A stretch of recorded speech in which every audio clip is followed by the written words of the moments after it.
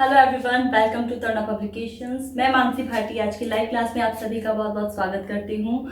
कैसे हैं आप सब लोग? आई होप सब लोग घर पे सेफ होंगे, अच्छे होंगे, सुरक्षित होंगे और हमारी लाइव क्लास का फ़ायदा उठा रहे होंगे। तो ये सभी आपके लिए ही किया जा रहा है, तो जल्दी से जल्दी इस लाइव क्लास को अपने दोस्तों के साथ शेयर कीजिए ताकि आप जैसे और लोग भी इस क्लास का फ़ायदा उठा सकें और अपने बेसिक कॉन्सेप्ट को क्लियर कर सकें। और जितना प्यार हमें आपके कमेंट्स, आपके ईमेल्स के जरिए मिला है उसके लिए बहुत बहुत थैंक यू। ये आपका प्यार ही है जो हमें और मोटिवेट करता है कि हम आपके लिए ऐसे ही अच्छी अच्छी वीडियोस लेके आ पाए। Let us start today's topic, your first chapter of your syllabus of physics, that is electricity. So here we will study about the charges. Very basic term of this chapter, that is charges. सबसे पहले ये चीज समझना जरूरी है कि हम किसको बोल रहे हैं charges. What's mean by the term charge?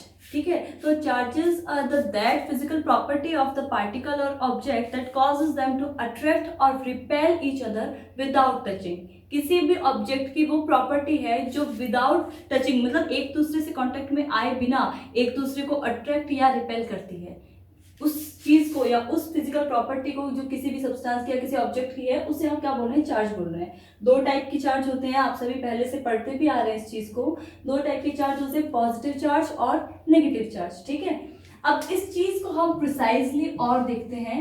आपके टेक्स्ट बुक के अंदर इससे रिलेटेड आपके पॉजिटिव और नेगेटिव चार्ज से रिलेटेड आपके एग्जांपल्स दिए हुए होंगे।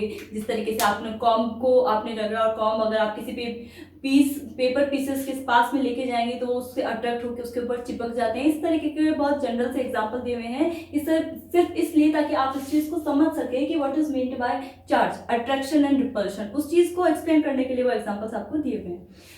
इस चीज को हम और प्रिसाइजली कैसे समझते हैं कि पॉजिटिव चार्ज मीन्स क्या होता है और नेगेटिव चार्ज मीन्स क्या होता है। इसकी बहुत प्रिसाइज और बहुत ही अच्छी डेफिनेशन है ये, जो आप हायर क्लासेस में भी आप इस चीज को स्टडी करोगे। Positive charge means deficiency of electron. Electron means negative charge की कमी होना। वहां पे क्या हो जाएगा? एक्सेस में क्या होगा? वो पॉजिटिव चार्ज।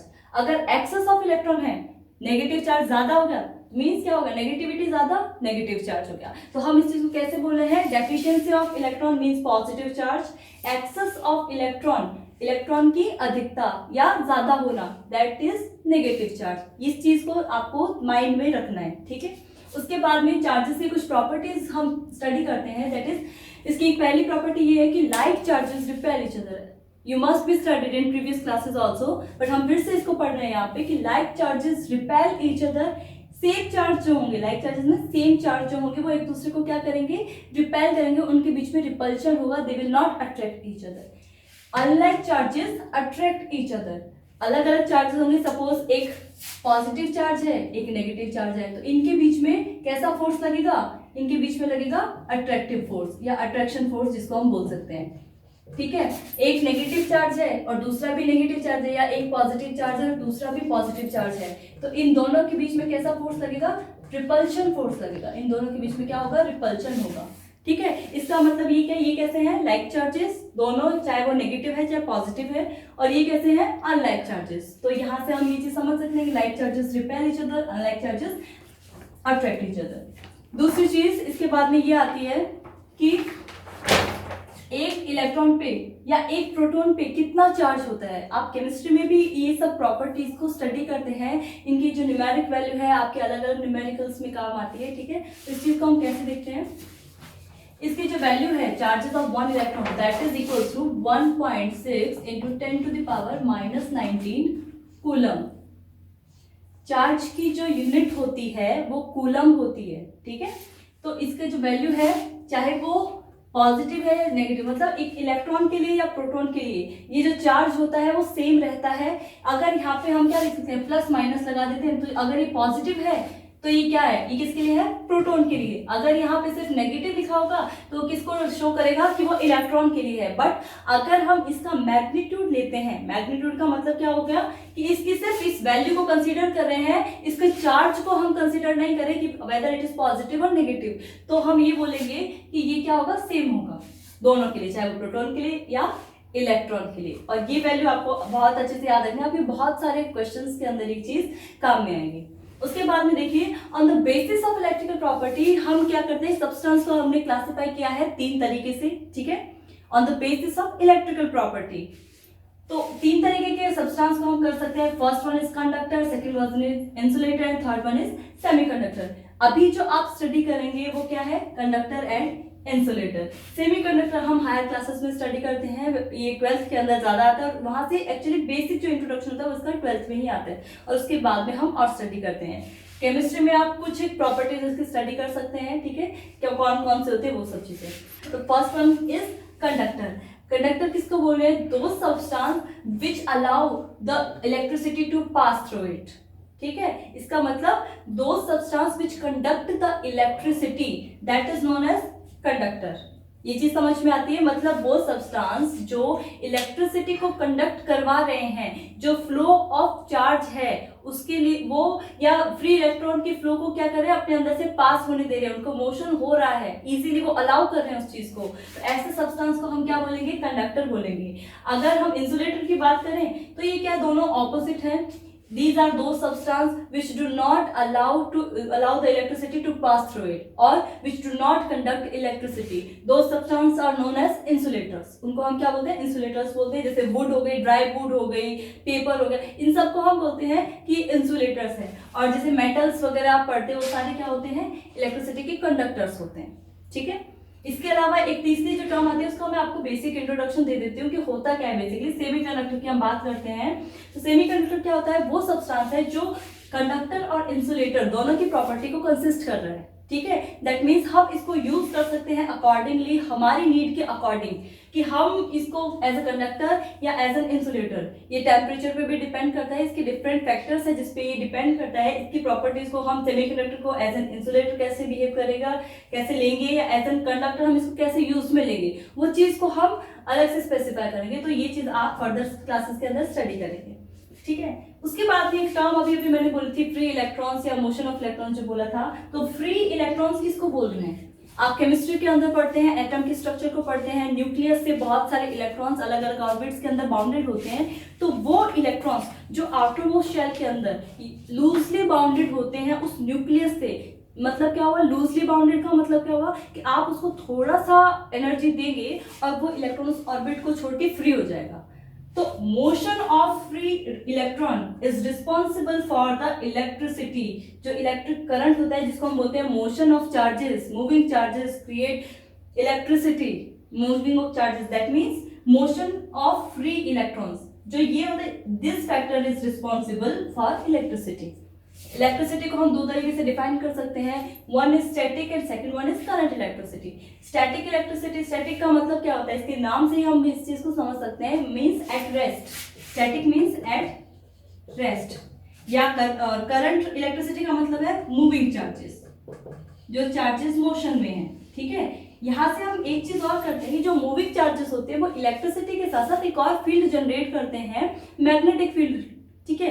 बट उस चीज को हम हमारे नेक्स्ट चैप्टर के अंदर स्टडी करेंगे। अभी के लिए आपको ये स्टडी करना है कि करंट इलेक्ट्रिसिटी क्या होती है, क्योंकि हमारा जो डोमेस्टिक सर्किट है, जो डोमेस्टिक सप्लाई हमको मिलता है वो क्या होता है, वो करंट इलेक्ट्रिसिटी है, स्टैटिक इलेक्ट्रिसिटी नहीं है, ठीक है, क्योंकि there are moving charges, motion of charges है वहां पे, that's why we will study about current electricity. उसके बाद में एक टर्म आती है यहाँ पे, ये बेसिक टर्म्स है जिनको आपको याद करना जरूरी है। कई बार ये क्या है, बोर्ड एग्जाम्स में भी डायरेक्टली पूछ ली जाती है और इनका आगे भी हम यूज करते हैं। तो बेसिक चीजें हैं तो हमें इसको याद रखना है। इलेक्ट्रिक पोटेंशियल किसको बोल रहे हैं, कि सपोज कोई भी हमारे पास में हमने एक पॉजिटिव चार्ज ले लिया, पॉजिटिव चार्ज को हम इस तरीके से डिफाइन कर सकते हैं, प्लस क्यू, स्मॉल क्यू ले रहे हैं, यूनिट पॉजिटिव चार्ज, ठीक है। अब किसी कोई ये कोई इनफाइनाइट पे कोई पॉइंट है, इनफाइनाइट से हम इस चार्ज को, एक पर्टिकुलर फील्ड है हमारे पास में, ये इलेक्ट्रिक फील्ड हम समझ रहे हैं, कोई भी एरिया हम कंसीडर कर रहे हैं। देखिए सबसे बड़ी चीज मैं आप अपनी हर क्लास में एक चीज बोलती हूँ कि physics is all about imagination. You have to feel the concept, you have to feel the physics. यहाँ से आपको इस चीज को इमेजिन भी करना होगा कि इनफाइनाइट मतलब जो लार्ज डिस्टेंस पे कोई चीज है उसको हम क्या बोल रहे हैं, इनफाइनाइट बोल के चल रहे हैं, इनफाइनाइट कंसीडर कर रहे हैं। तो यहाँ पे हमने एक यूनिट पॉजिटिव चार्ज है, इसको हम एक इलेक्ट्रिक फील्ड है, उसके अंदर कोई पॉइंट है हमारे पास में ए सपोज, ठीक है। तो यहाँ से हम उसको यहाँ तक लाने में, इस पॉइंट ए तक लाने में जितना वर्क डन कर रहे हैं, ठीक है, तो उस वर्क डन को हम क्या बोलते हैं, इलेक्ट्रिक पोटेंशियल बोलेंगे। मींस क्या बोल रहे हैं हम कि work done in bringing the unit positive charge from infinite to the point A in the electric field. This is known as the electric potential. ठीक है, इसे हम क्या बोलेंगे, इलेक्ट्रिक पोटेंशियल बोलेंगे इस चार्ज के लिए। अब यही चीज को हम पोटेंशियल डिफरेंस के फॉर्म में पढ़ते हैं। दोनों एक जैसी ही चीजें हैं, इनके फॉर्मूलाज विल बी सेम, इनकी डेफिनेशन में स्लाइटली डिफरेंस है, बहुत ही थोड़ा सा, ठीक है, बट दोनों का जो कंसेप्ट है वो सेम ही है, एक ही चीज है। अब डिफरेंस की बात आती है तो डिफरेंस कहाँ होता है, दो क्वांटिटीज जब तक आपके पास में नहीं होगी आप डिफरेंस नहीं कर सकते। दो क्वांटिटीज जरूरी मीन्स हम क्या बोल सकते हैं, दो पॉइंट्स हम ले लेंगे यहाँ पे। इस चीज को मैं इसी डायग्राम से एक्सप्लेन कर रही हूँ। एक पॉइंट ए है और एक पॉइंट बी है। तो इलेक्ट्रिक पोटेंशियल तो हम किसको बोल रहे थे कि इनफाइनाइट से कोई पॉइंट आया, कोई पॉजिटिव यूनिट पॉजिटिव चार्ज ही लेके चलेंगे। यूनिट पॉजिटिव चार्ज आया और पॉइंट ए तक हम लेके आए, उसमें जितना वर्क डन किया उसको हमने बोल दिया इलेक्ट्रिक पोटेंशियल। अब उस यूनिट पॉजिटिव चार्ज को अगर हम इस फील्ड के अंदर पॉइंट ए से इस पॉइंट बी तक लेके जा रहे हैं और उसमें जो वर्क डन कर रहे हैं उसको हम क्या बोलेंगे, उसको हम बोलेंगे potential difference. means work done in bringing the unit positive charge from point A to point B in the electric field is known as potential difference। इस potential difference को हम कैपिटल B से भी डिनोट करते हैं और इस potential difference को ही हम वोल्टेज भी बोलते हैं कि इतना voltage, that voltage is also potential difference. ठीक है, दोनों सिमिलर वर्ड्स है। कुछ क्वेश्चंस में आप पोटेंशियल डिफरेंस पढ़ेंगे, कुछ क्वेश्चन में आप वोल्टेज पढ़ेंगे, दोनों ही एक ही बात है। V की वैल्यू आपको गिवन होगी वहां पे, या फाइंड आउट करनी है वॉट एवर इट इज। तो आप ये चीज को टर्म को आपको ध्यान में रखना है कि पोटेंशियल डिफरेंस और वोल्टेज। ठीक है, तो हम इसकी डेफिनेशन जो मैंने अभी अभी आपको बताई कि work done in bringing the unit positive charge from point A to point B in an electric field is known as the potential difference. ठीक है, इससे हम इसका फॉर्मूला निकालेंगे। V से डिनोट कर रहे हैं तो V is equals to work done. Work done को हम कैपिटल W से डिनोट करते हैं in bringing the unit positive charge. तो यूनिट पॉजिटिव चार्ज क्या है हमारा, Q ले लिया, W by Q। That means अगर हम इसको क्रॉस मल्टीप्लाई करते हैं what we will get W equals to, अगर हमको वर्क डन निकालना हो तो हमारे पास यहाँ से तीन फॉर्मूलाज निकल के आते हैं, जैसे हम तीन चीजें निकाल सकते हैं। सबसे पहली चीज ये पोटेंशियल डिफरेंस, दूसरी चीज ये, और we can write it as, अगर हमें चार्ज की वैल्यू निकालनी हो तो we can write W upon में V। कोई भी चीज आपको इनमें से दो चीज अगर आपको पता है और आपको क्या निकालनी है, तीसरी चीज निकालनी है, तो you can easily find out the things. ठीक है, ये फॉर्मूलाज जो है this and this you have to learn, you have to keep this in your mind so that you can use it further in your numericals and in your questions। तो हम इस चीज को कैसे लिख सकते हैं, V equals to W by Q, जो फॉर्मूला हमने लिखा था।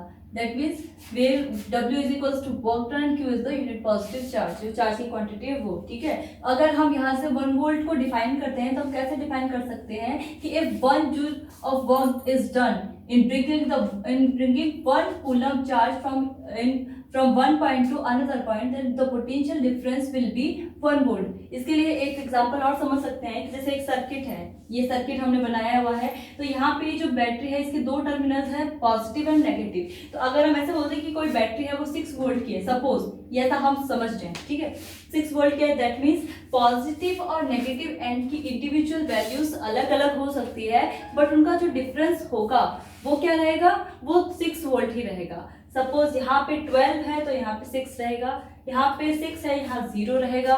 ठीक है, तो इस तरीके से अगर हम इनका डिफरेंस निकालेंगे तो दैट विल बी 6 वोल्ट। ठीक है, तो उसी को ही हम क्या बोल रहे हैं, पोटेंशियल डिफरेंस बोलते हैं। इसकी जो यूनिट निकालते हैं इनके फॉर्मूले से ही हम निकाल लेते हैं। ठीक है, तो इसकी जो यूनिट होगी जूल पर कूलम। ठीक है, ये that is equals two volt, वो इसको हम वोल्ट बोलते हैं।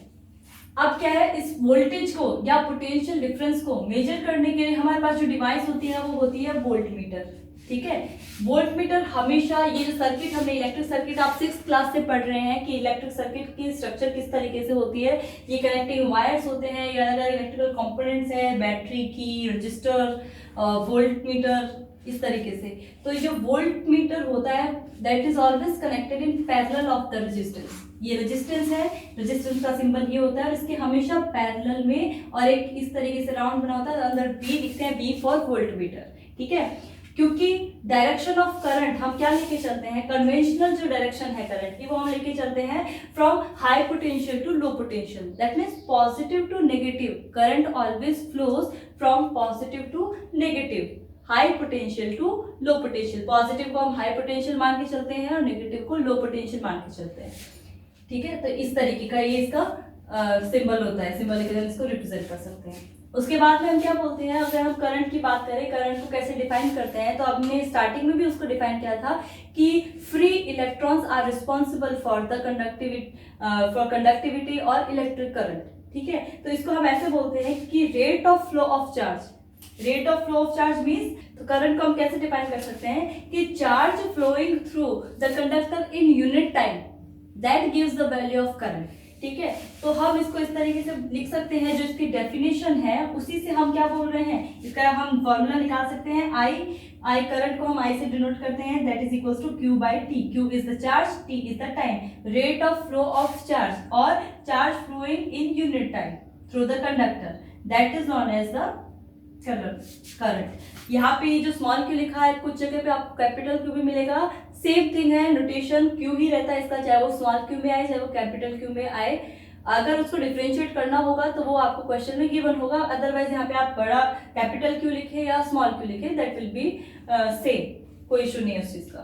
तो 1 एम्पियर को हम कैसे डिफाइन कर सकते हैं, 1 कूलम पर सेकेंड, ठीक है, that gives us value of 1 ampere. Means if 1 coulomb charge is flowing through the conductor in 1 second, then current will be of 1 ampere, ठीक है। इसको इस तरीके से हम डिफाइन कर सकते हैं। उसके बाद में यहाँ पे कुछ कन्वर्जन है जो कई बार क्वेश्चंस में काम में आ जाते हैं, जैसे कि 1 मिली एम्पियर, इसको हम मिली बोलते हैं, milli stands for 10 to the power -3, 1 upon 1000, that is milli. तो 1 milli ampere is 10 to the power -3 ampere. और कई बार क्वेश्चन में एक सिंपल 1 लाइन क्वेश्चंस इस तरीके से आते हैं कि 1 एम्पियर में कितने मिली एम्पियर होते हैं, या 1 मिली एम्पियर में कितने एम्पियर होते हैं। दोनों अलग अलग लैंग्वेज है, उसके आंसर भी अलग अलग है। तो 1 milli ampere equals to 10 to the power -3 ampere. और अगर इसमें 1 एम्पियर की वैल्यू निकालें, तो ये चीज आप मैथमेटिक्स में बहुत बार करते हो, 1 एम्पियर में निकालेंगे तो ये 1 अपॉन में 10 to the power 3 हो जाएगा, यहाँ पे 1 अपॉन 10 to the power -3। और ये माइनस की जो पावर है, अगर हम उसको ऊपर लेके जाते हैं तो आपको पता है कि ये पावर क्या हो जाएगी, प्लस में हो जाती है। तो 10 to the power 3 milli ampere, ठीक है। तो ये इसकी क्या हो जाएगी, कन्वर्जन हो जाएगा। उसके बाद में एक बहुत इंपॉर्टेंट टॉपिक आता है आपके सिलेबस के अकॉर्डिंग और आपके बोर्ड एग्जाम्स के हिसाब से भी बहुत इंपॉर्टेंट है ये चीज, दैट इज ओम्स लॉ। तो ये चीज हमें क्या बताती है, ये आप यहाँ पे इसका इंट्रोडक्शन पढ़ रहे हैं, बहुत सारी बेसिक चीज यहाँ पे पढ़ेंगे। और इसी को फर्दर अगर आप 12th में ऑप्ट करते हैं साइंस, तो उसके अंदर भी आप बहुत इंपॉर्टेंट इसके बारे में स्टडी करेंगे, इसको थोड़े और डिटेल से, और इसकी और बहुत सारी प्रॉपर्टीज को। ओम्स लॉ बेसिकली बोलता क्या है कि it gives the relationship between V and I. Very first thing ये हमें क्या बता रहा है, ओम्स लॉ पढ़ क्यों रहे हैं, ये हमें करंट और वोल्टेज के बीच में एक रिलेशनशिप बताता है, means in form of an equation, एक मैथमेटिकल एक्सप्रेशन इसने दिया था, उस चीज को हम डिफाइन करते हैं और उसी के बेसिस पे हम इसको आगे स्टडी करते हैं। तो ओम ने क्या बोला, उन्होंने ये बोला कि एट कांस्टेंट फिजिकल कंडीशंस, जो रेफरेंस बुक है बहुत जगह आपको एट कांस्टेंट टेम्परेचर मिलेगा, बट हम इसको अगर और प्रिसाइजली हम इसकी बात करें तो एट कांस्टेंट फिजिकल कंडीशन, जिसमें टेम्परेचर, प्रेशर और सारी चीजें आती है, ठीक है। Constant physical condition, the current flowing through the conductor is directly proportional to the potential difference across its ends. Means हम किसी कंडक्टर के लिए लेके चलते हैं, इसको हम डिफाइन कर रहे हैं कंडक्टर के लिए। तो अगर एक कंडक्टर जो कि किसी बैटरी से कनेक्टेड है, ठीक है, जो सर्किट हमने पहले बनाया था उसी के अंदर अगर हम मान के चल रहे हैं, ठीक है, तो अगर जो करंट उस कंडक्टर के अंदर से फ्लो कर रहा है, वो करंट किसके प्रोपोर्शनल होगा, जो पोटेंशियल डिफरेंस आपने अप्लाई किया है, ठीक है। तो ये क्या बोल रहा है कि I is directly proportional to V। इसको हम दूसरे तरीके से भी बोल सकते हैं कि potential difference is directly proportional to current I। तो हमने इसको इस तरीके से लिख दिया। तो आपको मैथमेटिक्स के में आप एक चीज पढ़ते हैं कि जैसे ही प्रोपोर्शनैलिटी घटती है तो वहाँ और इक्वालिटी में कन्वर्ट होती है, तो वहाँ पे एक प्रोपोर्शनैलिटी कांस्टेंट लगता है। वो कांस्टेंट यहाँ पे क्या है, यहाँ पे वो कांस्टेंट है कैपिटल R। तो if V is proportional to I, then V will be equals to RI। R is the resistance, जिसे हम प्रतिरोध भी बोलते हैं, ठीक है। अगर इसे हिंदी में प्रतिरोध बोलते इसका मतलब क्या हुआ, हम इसको समझ कैसे सकते हैं। प्रतिरोध का मतलब होता है विरोध करना, ठीक है, अपोज करना, रेजिस्ट करना। तो ये क्या करेगा, रेजिस्टेंस का मतलब क्या होगा कि करंट के फ्लो को होने से रोकेगा, ठीक है, कि जितना इलेक्ट्रॉन फ्लो करने हैं जितनी तेजी से उसको रोकता है ये। तो या इसका मतलब ये हो गया कि अगर हम 5 एम्पियर की करंट किसी कंडक्टर से पास कर रहे हैं, सपोज एक एग्जांपल लेके चलते हैं हम कि अगर हम एक कंडक्टर के अंदर से 5 एम्पियर की करंट पास कर रहे हैं, तो क्या 5 एम्पियर ही हमको मिल रही है, आउटपुट हमें कितना मिलेगा, वो हमको 5 एम्पियर ही नहीं मिलता। क्यों? क्योंकि उस कंडक्टर का कुछ ना कुछ रेजिस्टेंस होता है। अगर हमको 100% वो चीज मिलने लग जाए तो हम आगे एक और इफेक्ट पढ़ेंगे, heating effect of current, joules law of heating हम आगे पढ़ते हैं। तो आप वो चीज की वजह से बहुत सारी चीजें ऐसी जो हो सकता है ब्लास्ट भी हो जाए। आप इवन एक छोटा सा एग्जांपल आप अपने घरों में देखते हैं, जो छोटे बल्ब होते हैं, अगर आप उसको कई देर तक जला के रखते हैं, मीन्स अगर वहां पे उसको कांस्टेंट सप्लाई मिल रही है करंट की, तो आप थोड़ी देर बाद देखोगे कि वो गर्म हो जाता है, ठीक है। इसका मतलब ये क्या है, करंट का हीटिंग इफेक्ट है। और अगर ये कांस्टेंट करंट मिलती विदाउट एनी रेजिस्टेंस, तो कितना नुकसान इस चीज से हो सकता है, उससे बचने के लिए चीज कहीं ना कहीं जरूरी भी होती है। और इस चीज को डिफाइन किसने किया था सबसे पहले, ओम ने। तो हम इसको बोल सकते हैं ये उस कंडक्टर की वो प्रॉपर्टी है जो इलेक्ट्रिसिटी के फ्लो को या फ्लो ऑफ इलेक्ट्रॉन जिसकी हम बात कर रहे हैं उसको अपोज करती है, ठीक है। तो V is proportional to RI, बहुत ही इंपॉर्टेंट रिलेशन है ये, बहुत ही इंपॉर्टेंट एक रिलेशन है, आपको ये याद रखना है। और इसी से हम दो और चीजें निकाल सकते हैं। R रेजिस्टेंस की वैल्यू निकालेंगे क्योंकि कांस्टेंट लिया है हमने, एक प्रोपोर्शनैलिटी कांस्टेंट है, तो ये किसका होगा, V और R का, V और I का रेशो हो जाएगा, means ratio of potential difference and current, that gives us the value of resistance. इसी से अगर हम I की वैल्यू निकालें, करंट की वैल्यू क्या आती है, that will be ratio of potential difference and resistance. इस रिलेशन से हमारे पास में दो बहुत इंपॉर्टेंट चीज निकल के आती है जिससे हम इसकी प्रॉपर्टी को और ज्यादा डिफाइन कर सकते हैं। करंट के बारे में हमको इन्फॉर्मेशन मिल जाती है, और क्या हम रेजिस्टेंस के बारे में बता सकते हैं, हम पोटेंशियल डिफरेंस के बारे में बता सकते हैं, किस तरीके से वेरी करती है करंट पोटेंशियल डिफरेंस के साथ में या रेजिस्टेंस के साथ में। तो current varies directly with potential difference. Directly का मतलब क्या होगा, डायरेक्टली प्रोपोर्शन में है ये चीज, तो हम इसको कैसे बोल सकते हैं कि अगर वोल्टेज की वैल्यू आप बढ़ाओगे, पोटेंशियल डिफरेंस जो सप्लाई आप दे रहे हो, अगर आप उसको बढ़ाते हो तो करंट की वैल्यू बढ़ेगी, या आई की वैल्यू आप इंक्रीज कर रहे हो, वो हम उसको ऐसा बोल सकते हैं कि पोटेंशियल डिफरेंस भी बढ़ेगा, वोल्टेज बढ़ेगा। दूसरा रिलेशन क्या है, रेजिस्टेंस के साथ में कैसे वेरी करती है, इनवर्सली वेरी कर रही है। इनवर्सली मतलब व्युत्क्रमानुपाती है, ठीक है, 1/r के प्रोपोर्शन है। इसका मतलब क्या हो गया कि यहाँ पे आप I की वैल्यू ज्यादा होगी तो रेजिस्टेंस क्या होगा, बहुत कम होगा। या हम ऐसे बोल सकते हैं कि अगर हमने रेजिस्टेंस को बढ़ा दिया तो I की वैल्यू क्या हो जाएगी, कम हो जाएगी, ठीक है। इस चीज को हम कैसे समझ सकते हैं कि हमने बहुत पहले स्टार्टिंग में हमने क्लासिफाई किया था कंडक्टर को इंसुलेटर और सेमीकंडक्टर की फॉर्म में सब्सटेंस को। तो कंडक्टर का मतलब क्या है कि हमने एग्जांपल दिया था मेटल्स क्या करते हैं, इलेक्ट्रिसिटी को कंडक्ट करते हैं, they are good conductor of electricity and heat. तो अगर इलेक्ट्रिसिटी को बहुत अच्छे से कंडक्ट कर रहे हैं, दैट मीन्स उनका जो रेजिस्टेंस है वो क्या है, बहुत कम है, इस वजह से उसमें करंट ज्यादा फ्लो कर पा रही है, तो they are good conductor of electricity. वहीं इंसुलेटर्स की बात करें तो उनके वहां पे क्या हो रहा है कि इलेक्ट्रिसिटी कंडक्ट नहीं होती है, इसका मतलब उनका रेजिस्टेंस बहुत हाई होता है वहां पे। और सेमीकंडक्टर की बात करें तो उनकी एक प्रॉपर एक in between that insulator and conductor उनकी एक रेंज होती है जिसके बीच में वो वेरी करते हैं, तो वो डिपेंड करता है। तो उसको ना पढ़ते हैं, हम इसके बारे में आते हैं। तो ये क्या है, हमें यहाँ से दो चीजें पता चल रही है, इसका रिलेशन एक पोटेंशियल डिफरेंस के साथ में डायरेक्टली चेंज होता है इसमें, और रेजिस्टेंस के साथ में इनवर्सली इसमें चेंज आता है। जैसे अगर करंट की वैल्यू ज्यादा होगी तो रेजिस्टेंस की वैल्यू कम होगी, या रेजिस्टेंस को अगर आपने बढ़ा दिया तो करंट की वैल्यू कम हो जाएगी। ये चीज हमें यहाँ से देखने को मिलती है। सो आर की वैल्यू हमारे पास में क्या रहेगी, V/I means potential difference upon में करंट की वैल्यू जो रहेगी। इसकी जो ऐसा यूनिट होती है रेजिस्टेंस की वो होती है ओम, ठीक है, उसका ये सिंबल होता है और उसको हम इस तरीके से बोलते हैं, ठीक है। तो जहां पे भी आपको लिखा जैसे 5 ओम 6 ओम 7 ओम, तो ये वैल्यू किसकी रहेगी, ये रेजिस्टेंस की वैल्यू रहेगी। अब रेजिस्टेंस कौन कौन से फैक्टर्स पे डिपेंड करता है? तो फर्स्ट फैक्टर है लेंथ ऑफ द कंडक्टर। हम ये क्योंकि हम ओम्स लॉ को डिफाइन किसके लिए कर रहे हैं? एक कंडक्टर के लिए कर रहे हैं। तो कंडक्टर की लेंथ अगर L है तो ये जो रेजिस्टेंस है उस पर डायरेक्टली प्रोपोर्शनल होगा। इस तरीके से उसके साथ में वैरी करेगा कि लेंथ के साथ में R is directly proportional to length of the conductor. Similarly second क्या है? Second is the area of cross section और थिकनेस। तो थिकनेस इसको हम किसके कैपिटल ए से डिफाइन कर रहे हैं, कई जगह स्मॉल ए से भी कर सकते हैं। तो ये सिर्फ नोटेशन है, आपको उसको स्पेसिफाई करना है कि आप किसके लिए वो नोटेशन को यूज कर रहे हैं। तो आर जो है that inversely depends upon the area of cross section, ठीक है। और तीसरा फैक्टर है नेचर ऑफ, इसको हम इक्वेशन 1 दे देते हैं, इसको इक्वेशन 2 दे देते हैं। थर्ड है नेचर ऑफ मटेरियल, कि वो मटेरियल क्या है, कंडक्टर कौन सा है। अगर हम मेटल की बात कर रहे हैं तो आप देखोगे कि सिल्वर भी एक मेटल है, कॉपर भी एक मेटल है और एल्यूमिनियम भी एक मेटल है। तो तीनों क्या है, मेटल्स है, इलेक्ट्रिसिटी को कंडक्ट करेंगे, बट तीनों की कंडक्टिविटी अलग अलग होती है, ठीक है, क्योंकि तीनों अलग अलग नेचर के रखते हैं। अलग अलग नेचर हो गया, तीनों अलग अलग मेटल्स हो गए, तो उनकी कंडक्टिविटी भी क्या होगी, अलग अलग होगी। तो इसलिए इसका फैक्टर क्या होगा, nature of material. Fourth one is temperature. Temperature पे भी ये डायरेक्टली डिपेंड कर रहा है। इसका मतलब क्या होगा, अगर आप टेम्परेचर को बढ़ाते हैं तो रेजिस्टेंस की वैल्यू भी क्या होती है, बढ़ती है, ठीक है।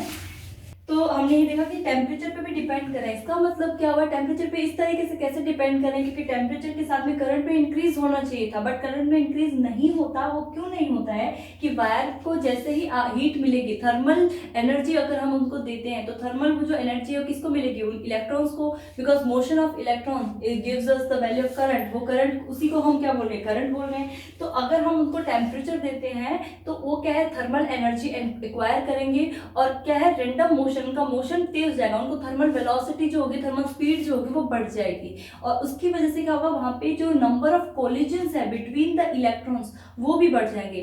उसकी वजह से वहां पे क्या होगा, तो करंट उतना इजीली पास नहीं हो पाएगा जितना इसलिए वो होना चाहिए था। तो दैट मीन्स इस तरीके से जो टेम्परेचर और रेजिस्टेंस है एक दूसरे के ऊपर डिपेंड करें तो वहां पे करंट की वैल्यू क्या हो जाएगी, स्लो हो जाएगी। अब यहाँ पे हमने दो चीजें फैक्टर यूज की। ये चीज हमारे न्यूमेरिकल पर्पस से बहुत यूजफुल है कि R is proportional to L and R is inversely proportional to area of cross section और थिकनेस ऑफ द कंडक्टर। अब ये चीजें कई बार क्वेश्चन में इस तरीके से आते हैं, बहुत ज्यादा कॉम्पिटेटिव एग्जाम्स में भी इवन ये पूछे जाते हैं कि अगर आपने लेंथ को, कंडक्टर की लेंथ को अगर हमने ट्वाइस कर दिया, डबल कर दिया, तो रेजिस्टेंस पे क्या इफेक्ट पड़ेगा, या एरिया ऑफ क्रॉस सेक्शन को हमने हाफ कर दिया, डबल कर दिया, 4 टाइम्स कर दिया, 8 टाइम्स कर दिया, रेजिस्टेंस में उस कितना इफेक्ट आएगा, कितना चेंज आएगा, या कोई चेंज नहीं आएगा। तो वो हम यहाँ से निकालेंगे। कैसे निकालेंगे वो देखो। अब हम इसको रिलेशन, यहाँ से एक और रिलेशन निकालेंगे। ये तो डायरेक्टली आप प्रोपोर्शन वाले रिलेशन से यूज कर सकते हैं, इनके ऊपर बेस्ड न्यूमेरिकल्स भी हम आगे सॉल्व करेंगे, पर उससे पहले हम इस कंसेप्ट को समझते हैं कि यहाँ पे क्या हो रहा है। तो अगर हम इस दोनों by equation 1 and 2 we can write it as R is proportional to L by A। ये चीज लिख सकते हैं। सेम कॉन्सेप्ट को हम वहां पे अप्लाई करेंगे, प्रोपोर्शनलिटी हटाएंगे, इक्वालिटी लगाएंगे, तो there will be a proportionality constant. That means we can write it as R is equals to rho L by A। अब यहाँ पे हमारे पास में एक और कांस्टेंट आ गया जिसको हम क्या बोलते हैं, रेजिस्टिविटी और स्पेसिफिक रेजिस्टेंस। तो इसे हम क्या बोलते हैं, रो इज इक्वल्स टू रेजिस्टिविटी और स्पेसिफिक रेजिस्टेंस। प्रतिरोधकता या विशिष्ट प्रतिरोध इसको हम बोलते हैं। इसकी यूनिट क्या होती है, रो इज इक्वल्स टू, अब इसके फॉर्मूले से हम इसकी यूनिट भी निकालेंगे। R इंटू में क्या हो जाएगा, ये cross multiply we will do, then R into में A डिवाइडेड बाय L। अगर हम यहाँ से इसकी यूनिट निकालते हैं, ऐसा यूनिट तो क्या होगी, हमने यहाँ पे पढ़ी थी कि रेजिस्टेंस की जो यूनिट होती है वो क्या होती है, ओम, ठीक है। और एरिया की यूनिट क्या होती है, मीटर स्क्वायर, ठीक है। और लेंथ की यूनिट होती है मीटर। तो इसको जब हम सॉल्व कर देंगे तो हमारे पास में वैल्यू क्या आएगी, ओम मीटर। तो ये अगर कहीं पे भी आपको ओम मीटर में कुछ वैल्यू गिवन हो तो वो वैल्यू किसकी होगी, स्पेसिफिक रेजिस्टेंस या रेजिस्टिविटी की वैल्यू आपको गिवन होगी। ये भी दो इस पे डिपेंड करती है, किसके ऊपर डिपेंड करेगी, ये डिपेंड करती है नेचर ऑफ कंडक्टर पे। सिर्फ नेचर ऑफ कंडक्टर पे ही डिपेंड करती है, ये लेंथ पे डिपेंड नहीं करती, ये एरिया ऑफ क्रॉस सेक्शन पे भी डिपेंड नहीं करती। कई बार क्वेश्चन में इस तरीके से आ जाते हैं कि रेजिस्टेंस या रेजिस्टिविटी, रेजिस्टेंस और रेजिस्टिविटी दोनों में क्या चेंज आया। अगर हमने लेंथ को चेंज कर दिया, हमने एरिया ऑफ क्रॉस सेक्शन को चेंज कर दिया, सपोज लेंथ को डबल कर दिया, एरिया ऑफ क्रॉस सेक्शन को 4 टाइम कर दिया, तो यहाँ पे रेजिस्टेंस में और रेजिस्टिविटी में कितना चेंज आएगा। तो रेजिस्टिविटी में तो कोई चेंज नहीं आएगा अगर आप एल और ए में चेंज करते हो। रेजिस्टेंस में definitely there will be some change, but are nature of conductor, nature of material पे, मटेरियल ऑफ द कंडक्टर सिर्फ उस पर डिपेंड करेगी कि वो सिल्वर है, वो कॉपर है, वो एल्यूमिनियम है, वो सिर्फ उस पर डिपेंड कर रही है, या कोई अलॉय है तो वो सिर्फ उस पर डिपेंड करेगी। ठीक है, तो ओम मीटर में इसकी वैल्यू कहीं भी आपको दिखे तो दैट मीन्स वो किसकी वैल्यू गिवन होगी, आपको रेजिस्टिविटी की वैल्यू गिवन होगी। उसके बाद में एक आपके पास में एक टर्म आती है या एक टॉपिक है आपका experimental verification of Ohm's law. उसके लिए हम क्या करते हैं, हमने इसी तरीके से कि जो सर्किट है हम उसको डिजाइन करेंगे। यहाँ पे हमने बनाया हुआ है सिंपल सर्किट है, ये आप पढ़ते हैं, इसमें एक दो चीज आपको शायद नई दिख रही होगी, उस चीज के लिए मैं आपको बता दूं कि करंट को मेजर करने के लिए एक डिवाइस होती है जिसको हम अमीटर बोलते हैं। अमीटर को ए से हम डिनोट करते हैं इस तरीके से, ये करंट डिटेक्ट करने के लिए डिवाइस है, वो हमेशा रेजिस्टेंस के सीरीज में कनेक्ट होगा। वोल्ट मीटर के बारे में मैं आपको बता चुकी कि रेजिस्टेंस के पैरेलल में ही ये हमेशा कनेक्ट होगा। अब क्या होगा, यहाँ पे ये हमने बैटरी लगाई हुई है, उससे ये यहाँ पे की कनेक्ट करी हुई है, और यहाँ पे ये जो लगाया हुआ है RH, it is called rheostat. Rheostat को हम वेरिएबल रेजिस्टेंस भी बोलते हैं। मतलब ये क्या होता है, ये आपको फिजिक्स लैब में या आपके साइंस लैब के अंदर आपने बहुत देखने को मिल जाएगा। ये एक वेरिएबल रेजिस्टेंस होता है, ठीक है, जिसको ऊपर एक इस तरीके से प्लास्टिक की एक ही होती है जिसको आप इसके ऊपर स्लाइड करवा सकते हो, रेजिस्टेंस की वैल्यू को चेंज करवा सकते हो।